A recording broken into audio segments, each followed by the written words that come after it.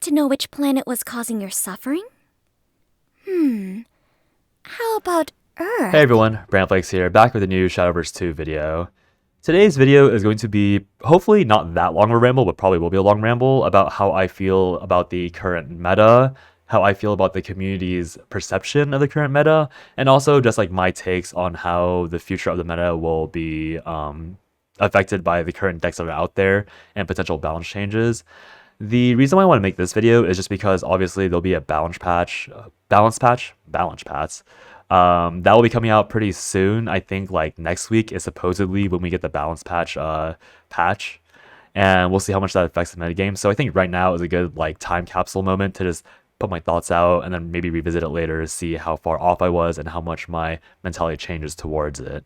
So first of all, my stance hasn't changed that much from the initial video I made about the balance of the game. I do think this is probably a very, very balanced game that we have here. If we go to the rankings, we see that besides the obvious downwards trend of Portal and Dragon, every other craft has people comfortably around 2200 class points, and then almost everyone's well above like 2000 average class points if you're not including Dragon and Portal.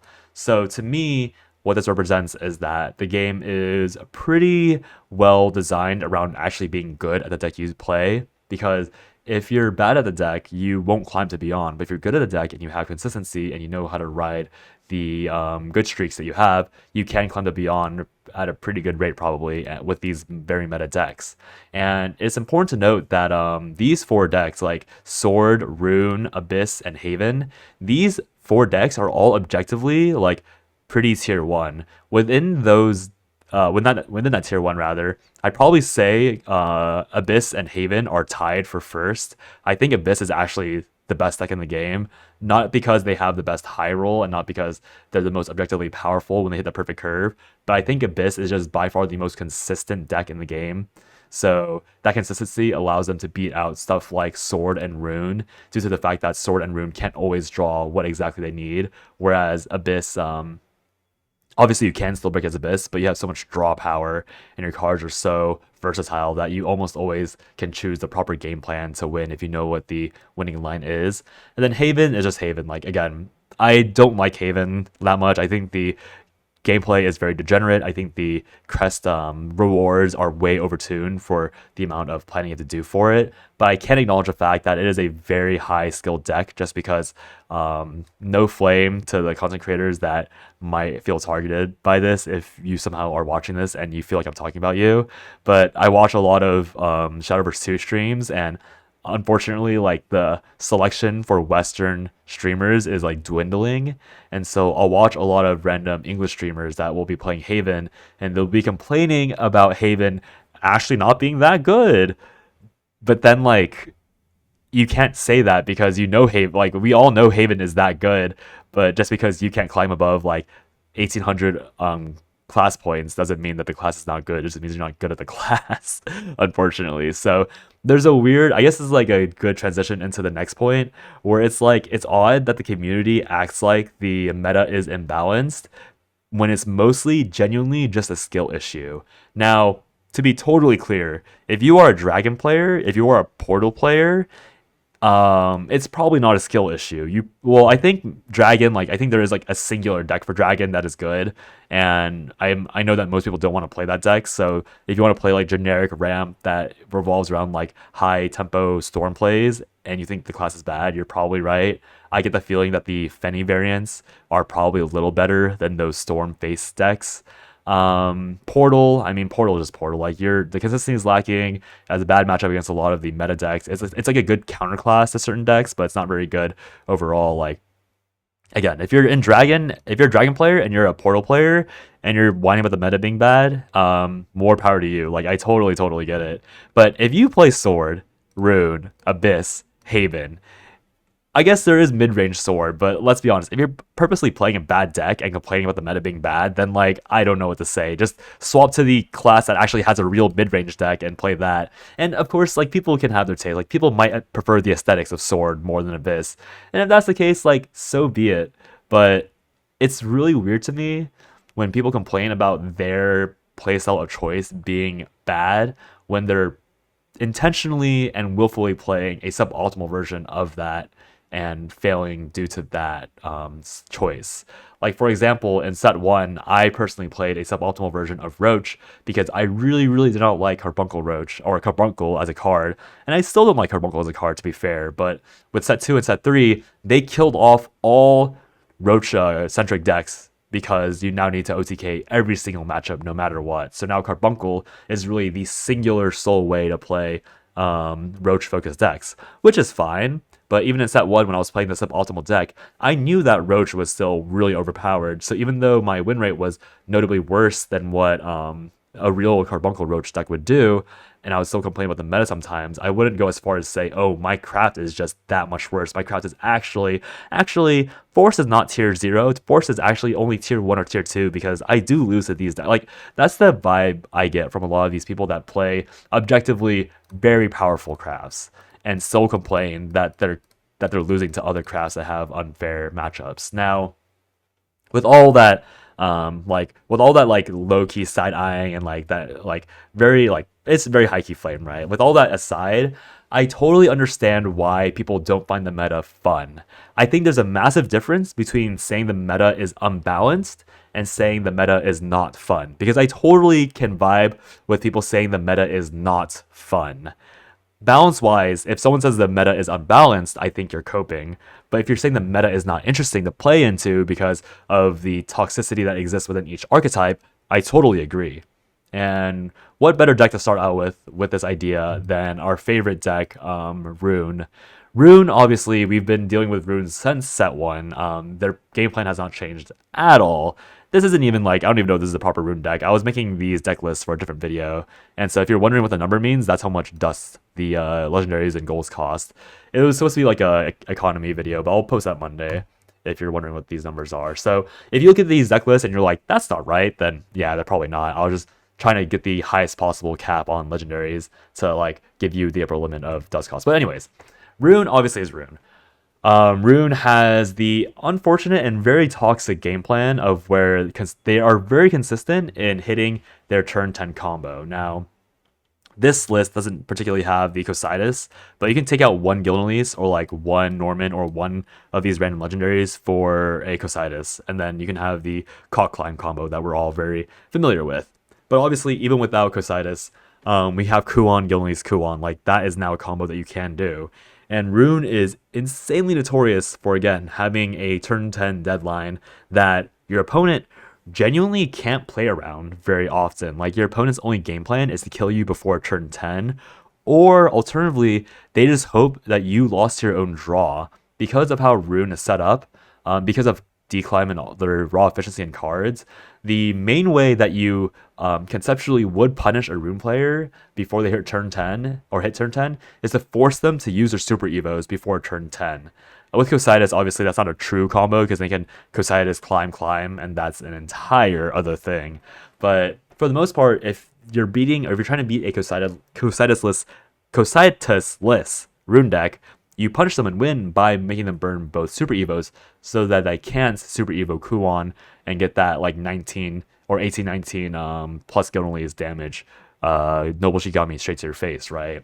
The issue is that obviously there's toxicity that lies within Rune because they have such efficient board clear cards, so it's very, very difficult to ever force them to burn all their super evos because of how raw efficient they are. Like with Anangrea on turn 5 and 6, turn 5 Anangrea very often forces your opponent to use an evo, and because of how good the stats are on Anangrea, what ends up happening is that Anangrea, due to her spell boost charge, she enables Stormy Blast to clear the minion that the opponent had to evo in order to clear your board, and then what that ends up enabling, that just means that the Rune player doesn't have to spend an evo to counter clear the enemy evo because they have stuff like Stormy Blast, they have stuff like William or Flames of Chaos, they even have things just like, Edelweiss to maintain their evo advantage to greed and save out for their Kuon WinCon later on. And so obviously the existence of Dimension Climb makes it so that Rune basically is the pinnacle of the slow quote unquote archetype, because Rune isn't in a hurry to rush you down. They just want to live. They just want to make you use your resources and force you into a bad position so that they can save their evos, and then once turn 10 hits, they do Kuan shenanigans or Kosai shenanigans and win the game. And that's very not fun to play against. Like, it is technically balanced because you can play decks that sometimes force Rune to use all the evos. Rune itself cannot always draw the cards they need to save evos. You can also, again, just kill them before they get there, a la with Roach and Sword and even some other decks like Crest Haven when they high roll.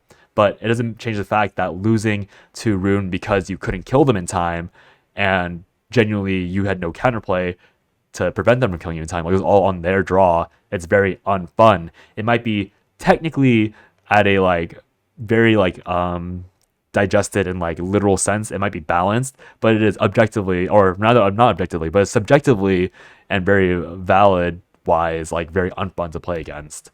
And I think Sword is another beautiful example of how something can be theoretically balanced but very, very unfun to play against.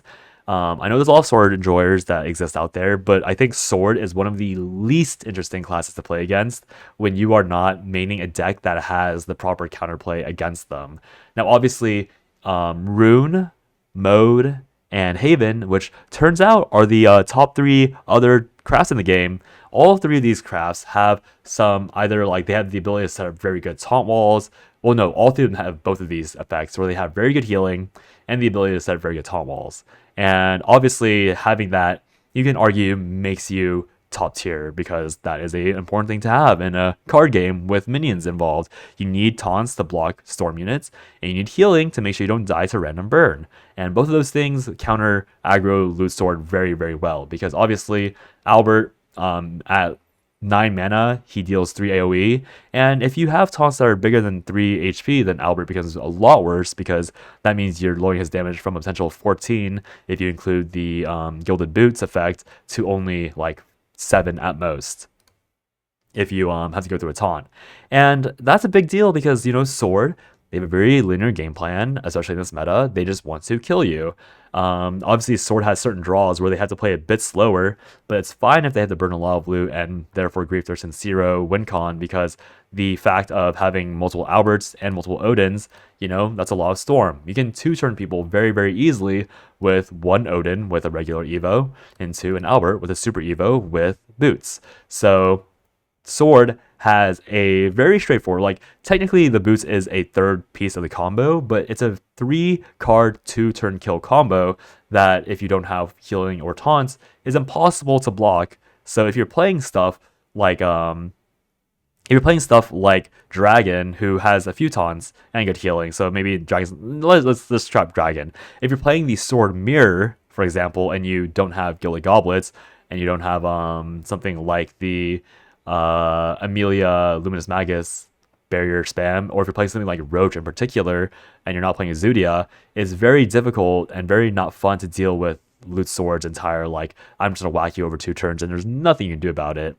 But Loot Sword is balanced because of the fact that most of the good decks have the counterplay to it. And Loot Sword is even more balanced by the fact that they are able to occasionally beat that heal and taunt spam if the enemy opponent does not draw enough of the counterplay or enough of the ward and heal spam. Which I think is a really important thing to note, that whenever you hear someone complain about how aggro Loot Sword is actually not that good because of all the healing and wards in the game, think about how often you see them getting blocked, and then how often that they win anyways, or they manage to find somebody that doesn't have those response cards. Because there's obviously a very common shenanigan, or like a very common attitude, where you ignore the fact that you do win games, or you ignore the fact that your opponent doesn't always have the outs, and you focus and pretend that they will always have it, even though you know in your soul and like in your brain, objectively, you know that your opponent will not always have the answers. If you fight 10 opponents in a row, probably 2 of them will auto lose to you because they didn't draw the Benison, they didn't draw the Wilbert, they didn't draw, you know, Salefa. Like, they will just lose the game outright because they didn't draw the response cards, but you just ignore that because you quote unquote deserved it. And there's an entire argument or entire discussion to be had about how people complain about like I can't believe they played this card. It's like they're just playing the game, right? Like I get I'm also guilty of this being a previous aggro player myself, but it's just very I think over a long stream it's very draining to see people go like, how dare my opponent play the game? Like how dare they have the perfect draw for my perfect draw and all that, which again I am guilty of doing as well, but it's just weird seeing that happen like throughout an entire stream. Like if the person playing never acknowledges their own high rolls, it feels very off, and I think that happens a lot with streaming. But whatever. That aside, the obviously the poster child for things being unfair right now is Crest Haven, and I think Crest Haven is probably the least fun deck to play against. I don't think I've ever had fun playing against Crest Haven until I really started spamming Jerry. And when you play Jerry in Crest Haven, it isn't even necessarily that you're having real fun playing against Crest Haven itself. You're more having fun denying the Crest Haven their win because the deck is just so obnoxious. So why is Crest Haven obnoxious? Crest Haven is obnoxious because of this card and this card. These two cards combined with each other make this deck so uninteresting to play against because of how I know there's okay again there is nuance. This deck is hard because of the fact that I do see a lot of people hard stuck below 1850 class points. Like the fact that you cannot automatically get 1850 class points for playing this deck means naturally that the deck is hard to play. And there's a lot of people that cannot even climb above 1500 because of how hard the deck is conceptually to wrap your head around. But that all being said, this deck is not fun to play against. Like it might be I don't even think the deck is balanced, to be fair. I think this deck is very Rune-esque, where it's only balanced by the fact that you cannot draw your perfect curve every single game, because sometimes they'll miss Marwyn, sometimes they'll miss the Benison to heal out, sometimes they'll miss the Blinding Faith to heal out. Like there are a lot of occasions where the Crest Haven will simply not have the cards in her hand to win, but that is not a Crest Haven specific issue. That's an issue for every deck in the game. But that aside, it's just very not fun again, playing against Crest Haven, because what will happen is that they'll play Grimnir on curve. Like, let's say they're going second, right? They're going second, and then they'll play Serene Sanctuary, and then they'll coin out Grimnir, and then they'll play Subcon of Repose, and then they'll play Marwyn, and then they'll play Congregator Repose with an Evo, and then they'll play Wilbert with an Evo, and then they'll coin out Jean, and then they'll play Unholy Vessel 1 with Benison if you somehow damage them, and they'll play Unholy Vessel number 2 if you somehow damage them, and etc. etc. It's not very fun to play against because the moment they play Marwyn, the game becomes less about them actually interacting with you and more of them just sitting there and waiting for you to lose. And again, there's nuance. Like there are ways to mess up Crest Haven because maybe you mismanage your cards with Blinding Faith and you overdraw. Maybe you mismanage your crests themselves and you don't properly use Marwyn's spell, for example, to extend your reposed crests in order to get some more damage out. Or on the other hand, you can make the mistake of using Marwyn's spell too early so that your lower value crests, like something like Devoted Repose, for example, is there for too long and it ends up blocking you from getting a better repose crest like Congregant of Repose in case you need to get more draw to heal out through the game. And even like stuff like my example earlier where I said, oh, coin Subcon Repose, coin out Grimnir, even that is wrong because you do want to coin out Wilbur on turn 5 because that allows Wilbur to dodge Odin, which is obviously very good. So obviously there is nuance, there is skill to this deck, but from the other side of the aisle, watching Crest Haven play is not interesting because Marwyn's Crest essentially summons like 5/1/1 like crappers that just like fling themselves at your board, and then the fact that they don't overkill is a really unfun thing to play against because of the fact that like you can't even set up a wide board against Marwyn because obviously it's good against a spell, but Marwyn, if you set up a bunch of low health minions, then either Blinding Light will finish everything off, or Marwyn, the crest will just like ping them all off and you'll have no value. And if you set up a tall board against Crest Haven, then again, Marwyn exists, Congregator Repose exists. So it's like, it's really difficult to play against Crest Haven because you're not even playing around anything intelligently. If you're playing Jerry, there are ways to play intelligently because you can use stuff like Axia, you can use stuff like the Shenna. Like these cards are immune to destruction effects, right? So you can play into these destruction effects and save a lot of HP because they can't kill your immune targets. But if you're playing a generic deck that like has to put minions on the board, you have to be a deck like Modibus, where instead of playing these generic minions that are just good and like that like again, Mode Abyss or even mid-range Abyss, like you're playing minions that are essentially cheating in some way, and the only way you can beat Crest Haven with a minion-based board is literally by cheating. You're either cheating with storm units, you're cheating with last word minions that respawn a minion, you're cheating with pseudo evoed minions with Shaman Nachos effect. That is the only way you beat Crest Haven right now. You literally cannot beat Crest Haven in a long-term value game unless you're cheating, aka Mode Abyss, because Marwyn, when you have full crests, is a 5/5 for free at the end of every turn. Like, that is not a fair thing. Like, this Crest Haven deck is literally only balanced by the fact that with the same set, Cygames printed a lot of very unfair decks, and then all these unfair decks like can exist in harmony because they all are unfair. So therefore, that unfairness, like, they allow certain win cons to win out. And of course, that unfairness is actually, I think, healthy for the game because in one way, it makes the game a lot more complex. So it rewards better players because you can see the lines of, okay, in order to win this game, I have to lean into this line that's less likely for my opponent to have so that I can maximize my win con. Like, that is genuinely an interesting way to play the game. I just think that casually speaking and again, like visually speaking, it's not fun to play against. Like, it's not fun playing against Crest Haven, seeing that they hit the perfect Grimnir, Marwyn, Congregant, Wilbert, Jean curve, and then going like, well, great, what do I do? Like, they're just gonna slowly kill me, and then they're gonna play Cup, Unholy Vessel, and then next turn play another they're gonna play like Shine's Enchantment and then Unholy Vessel on one turn, and then the next turn they're gonna play Gilnelise and then pop Unholy Vessel, pop the Gilnelise spell, pop Shine's Enchantment, and deal 13 to me in one turn. Just for fun, because Gilnelise obviously is 5, and then Shine's Enchantment is 4, and then the crest itself can be 4 to 5. So it's just like, oh, two turn 14 damage combo after I spent the entire game taking 4 damage at a time from an AFK player. And again, there's nuance with Crest Haven. It's just not fun to play against. Like, it's just not fun. It might be balanced. It's not balanced, first of all, because Crest Haven is objectively at least tied with number 1. But yeah. And then again with stuff like Mode Abyss. Like, Mode Abyss is not fun to play against because Mode Abyss has way too overvalued minions. Like, I think from the moment the set was released, Mode Abyss was the easiest prediction for like the best deck in the game, just because you have stuff like Congregate of Entwining, which is just raw power creep over existing cards, and the power creep is so incredible that you actually triple the stats of this card. Just from the base. So you start out with 2 4/4s, so it's an 8/8, and then when you post Super Evo, post Faith, that 8/8 turns into a 27/27. What is that? Like, how is any deck beating this if they're not an unfair deck?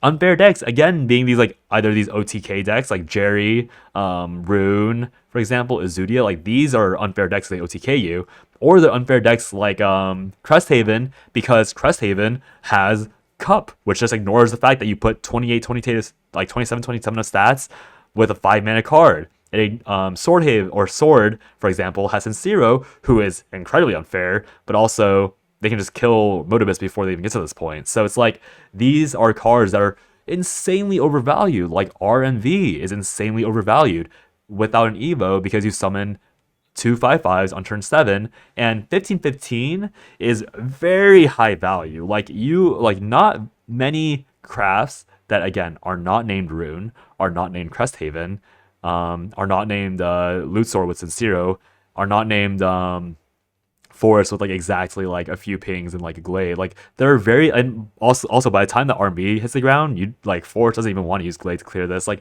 there are very few quote unquote fair combos or fair cards in the deck that even remotely deal with RMV. RMV, after she trades, or after they trade, I guess. I always look at Rule because she's the top left person. But like, after RMV trades with your board, you have to like, most decks have to either use their own BS card, or they have to use an Evo to trade with an Evo-less card. And obviously, RMV is not a perfect response to everything. Like, there are boards that go wider than 2 minions. There are cards that clear better, like Medusa. There are cards that kind of punish RMV, like Norman. Like, RMV is not perfect at all, but it's just a combination of these like Congregate of Entwining and RMV, and the fact that all these early minions are very strong, like Cygames Entwining, being a 6/6 deal 6 enemy board on turn 4 is very powerful.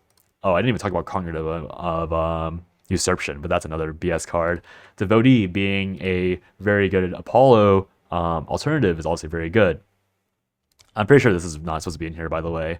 But then, not even talking about like Shamnacha's quest effect that just makes all of these minions pseudo Evo because usually you have to Evo. Like, obviously, it's not a real Evo because if you Evo these cards, they gain rush and more stats. But it's an Evo in the idea that you can choose both modes, which you usually have to evolve to get. So your Devotee of Entwining honestly isn't even that good. 3 mana, 3 mana, 3/3, deal 1 AoE, not that great. But Supplicant, for example, becomes quite okay because you get the healing and the board clear. RNV, or not RNV, but Gensetsu Yuzuki becomes incredibly broken because you not only execute usually your entire opponent's board, you also summon a bunch of 2/3s that are very difficult for any fair way to clear. Again, Cup beats this, but Cup is not a fair card. You get stuff like Gensetsu and Yuzuki, or my bad, RMV again. You get RMV setting up an OTK with the quest activation because of the fact that once you play 2 RMVs, you'll have 2 Wings of Desires and a Scream Diffusion in hand, and that lets you play 2 5/5s for essentially free with a Cerberus, which then buffs them into 7 5s, and then you just Super Evo 1, which makes 10, gives you 10/17 on board. You have 1 Cerberus minion dealing 2 damage, that's 19 damage overall. And then basically like any existing damage on your opponent will kill them. Like you might even have some other stuff on board before then. And obviously against a Yuzuki, execute everything, have 4 2/3s, like that's another very good Cerberus out. And mid-range Abyss has been getting more popular, but I think it's important to note that Undead Soldier exists. And as I was talking about earlier with Crest Haven and other things, like these are like Undead Soldier is again not overtuned in the sense of raw stats, but overtuned in the sense of how sticky and persistent the minions are. And it just adds to the fact that like the decks that are good in this meta are literally only good decks if you can produce concepts that are very unfair to play against, because they're either too hard to remove too easily, or just have too much raw utility within their deck, like again with the healing and all that. And yeah, there's an entire spiel I have about like the dragon thing. Like I know that dragon has been notoriously very whatever in the game. I think that's ironically a bit fair though, because as somebody who has been ramped on a few times, I mean, to be fair, the ramp only works out like once every 5 times it shows up. And dragon as a deck, I think the best version of dragon that they can make that would be quote unquote fair but probably not balanced would be the version of dragon where ramp is no longer rewarded as much, but there's not really a world where you can not reward ramp when you produce minions that exist that are like Neptune, Merman, Ocean Rider. Now Neptune, Merman, Ocean Rider are definitely like the 3 strongest cards that dragon has in terms of raw value. And so there is a world where instead of leaning into providing more ramp tools for dragon, Cygames instead provides more of these like just very generic good stat minions. And so then dragon ends up being more of like the sustain mid-range type deck, whereas sword would be like the more aggressive rush down deck, and then abyss is more of the like my minions exist for a lot longer than they should deck. So I think that would be a more healthy road for dragon to take, instead of pushing ramp into being more prevalent and being more consistent and being more powerful. You instead have ramp continue to being like this like more of a bonus aspect for dragon, where the things you're ramping to are just going to be better minions that you can play later on. Because I really don't think that introducing more ramp into the game would put dragon in a better place, because Cygames has been pretty much confirmed to have a strong hatred and dislike towards ramp dragon ever being meta. So if you want dragon itself to be meta ever, then you shouldn't be asking for ramp buffs or ramp cards. You should just be asking for more good generic cards that will help you exist in the game, and then be better rewards for those few times you do get the dragon sign on curve. So yeah, just that spiel. I really don't think ramp dragon's ever going to be good, and I think that I feel bad for dragon players who want ramp dragon to be good, but I also do not agree that Cygames should ever print a set where ramp dragon is remotely meta. Dragon can be meta, but not ramp dragon, in my personal opinion. So yeah, that's gonna be my long-winded video. I probably won't put timestamps on this, but we'll see. But yeah, tomorrow we'll be back to like the more other discussion things, but this is just gonna be a long ramble about things I had on my mind, and I really just want to get them out before the patch hit or was teased. So that's all. Thanks for watching, guys. Have a good day or night wherever you are, and I'll talk to you guys next time. Bye bye.